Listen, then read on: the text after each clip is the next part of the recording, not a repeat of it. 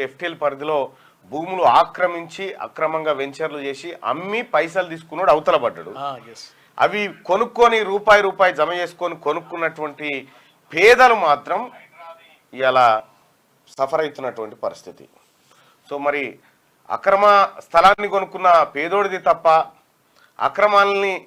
అక్రమ స్థలాల్ని కబ్జా పెట్టి అమ్మినోంది తప్ప, లేకపోతే చెరువులను పరిరక్షించి హైదరాబాద్ ప్రకృతిని కాపాడాలనుకుంటున్న హైడ్రా తప్ప ఎవరిది అర్థం కానటువంటి పరిస్థితి. కానీ ఒక మాట అయితే చెప్పదలుచుకున్నా, మనం పేదవాళ్ళ ఇండ్లు నిరుపేదల గుడిసెల తెరువు పోయే కంటే ముందు మనం కూల్చాల్సిన పెద్ద పెద్దోళ్ళై ఉండే అవి వదిలిపెట్టి, పల్లారాజేశ్వరరెడ్డి కాలేజీలు వదిలిపెట్టి, మల్లారెడ్డి కాలేజీలు వదిలిపెట్టి, ఫాతిమా కాలేజీలు వదిలిపెట్టి పేదోడి గుడిసె మీద పంజా కొడితే పేదోడు ఎట్లా బతుకుతాడు?